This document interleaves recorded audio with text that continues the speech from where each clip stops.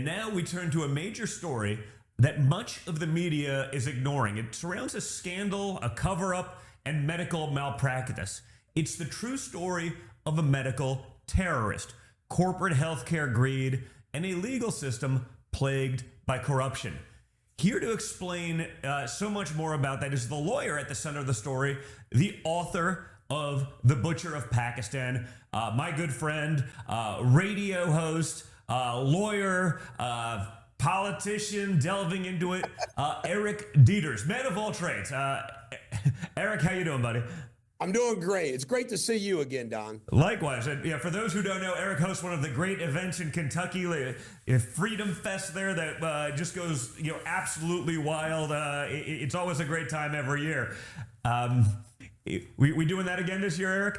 It's September 6th, Don, and I hope you can make it. And if you can, bring JD since he's right across the river. That's right. I mean, that's in Kentucky, but you're right there on the border of Ohio. I mean, I guess a lot of the case that you're working on really took place in Ohio. So, Eric, tell us what is the book, The Butcher of Pakistan, about? It sounds pretty gruesome, but seems like it's a little bit more on our soil, not in Pakistan.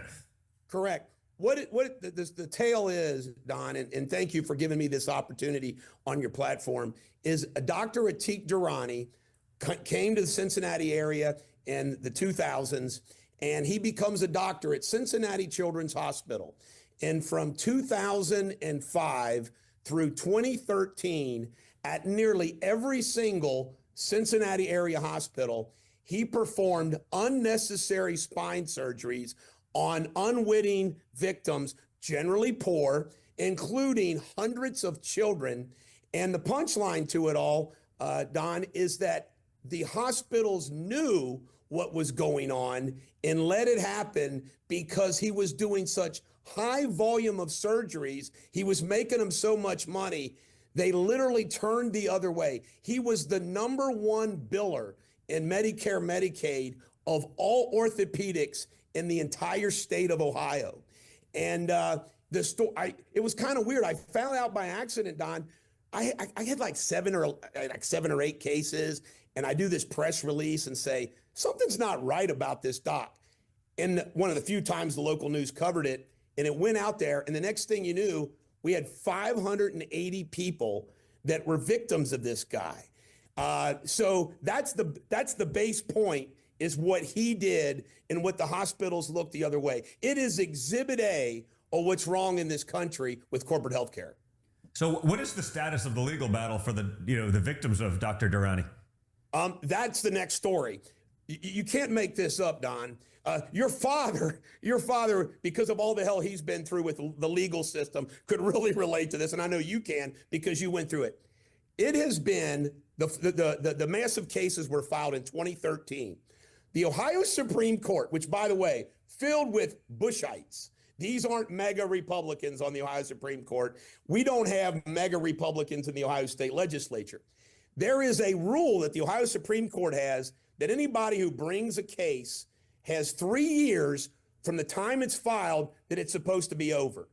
Out of the 580 cases, there's only a couple hundred of them that are final. So after 13 years of litigation, trying case after case after case, we're going to have another 10 years because the Ohio Supreme Court says, we got that rule, but it's not going to apply to the Durrani victims.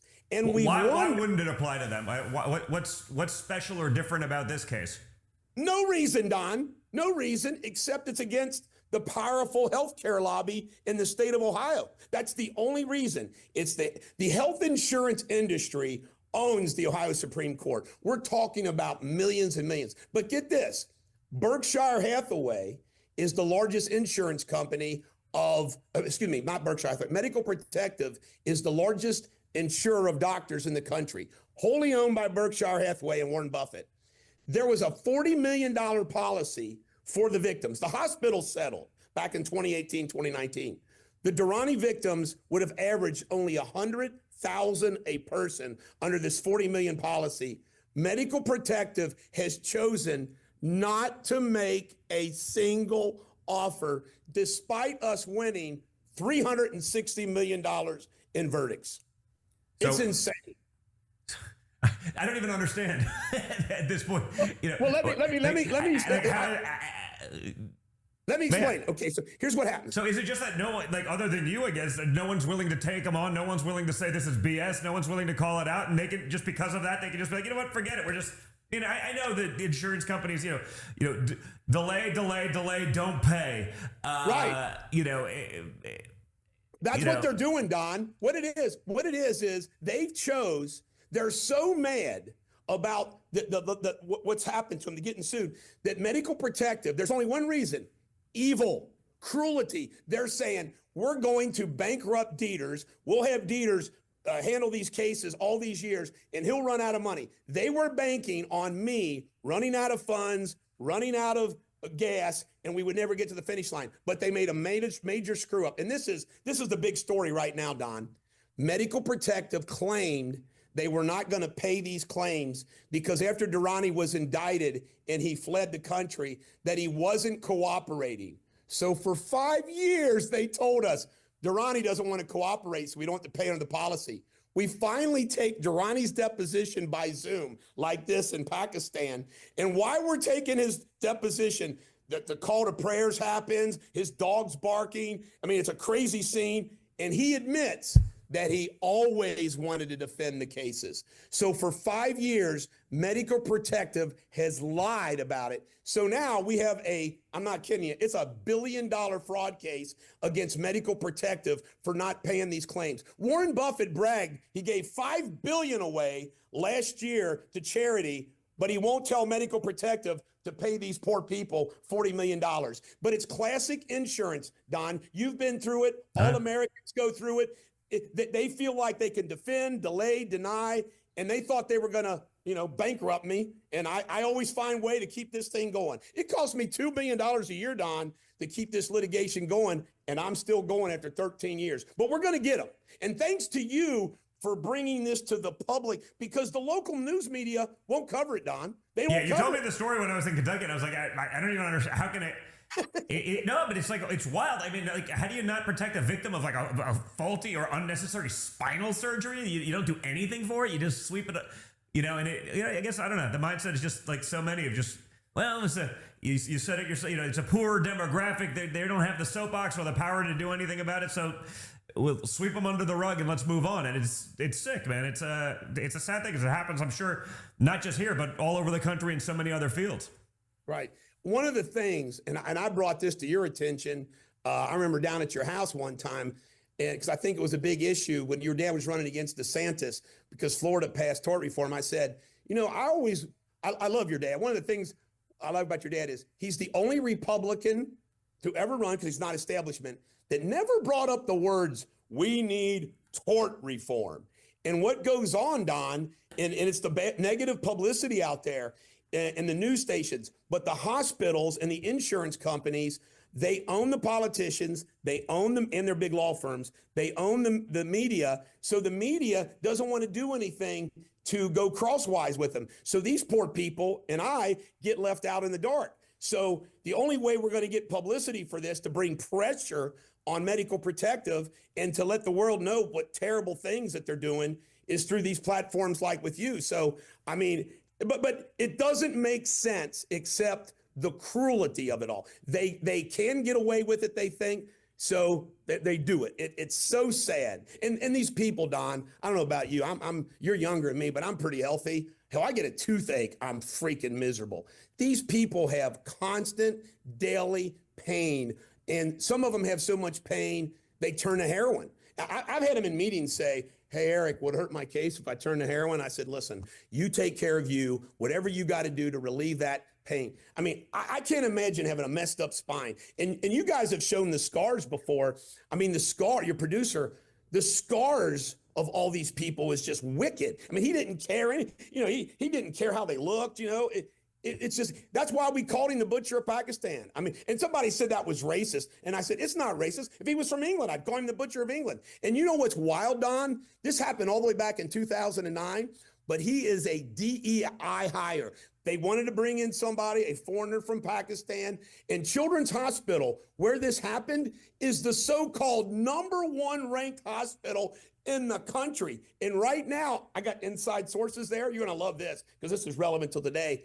A nurse told me that they are trying to get away from your dad's DEI requirements, that they're going to cut off funding, that they're trying to disguise it at Children's Hospital. Oh, I believe that. They'll get rid of the department, but the policies will still be the same. It'll just be unwritten, and they'll be doing it. And I love that they're going after it. You got to start somewhere, but yeah, you got to stay all over this stuff because I'm sure they're not going to change a damn thing. And it's. The whole thing's wild. Eric, what do you want everyone across America just to know about this story? I mean, I can't imagine this is the only one. What are the other consequences you faced for taking on this case and telling the story? And you know me well enough. I'm not always for the trial lawyer side. I'm usually not, because they're usually trying to screw me or someone but when you have literally hundreds of victims, it's then proven that they didn't need a spinal surgery, and you had someone just go in there and do it because it was billable hours. That's one of the things most reasonable people be like, I'm actually for the trial lawyers in this one. I think the reason why you and I get along is we're a lot alike in our personalities. We're who we are. Loud and obnoxious. I like it. Yes. And I always say you're my favorite Trump because you're just real. And I love Eric too, but he's more docile than you and me. But get this. This is so wild. I'm like a man without a party because I'm all MAGA. The Republican establishment, Don, is 1,000% for the hospitals, the corporate health care, and everything else. And it's not a negative doctor. I'm pro-doctor. You ask any doctor in this country, it's the corporate health care suite. But here's what happened to me. When I took this on, the whole establishment came after me because I'm the only guy I know in the greater Cincinnati area that does plaintiffs work that is pro-Trump. I mean, because the trial lawyers they're all Democrats. They're all it's literally one of the largest Democrat funding blogs in. John Morgan, Exhibit A, Morgan and Morgan, they're because they don't care about their country. See, the plaintiffs bar, just so you know, Don, the plaintiffs bar are the most greedy. They act like that they care for the, no. They are greed.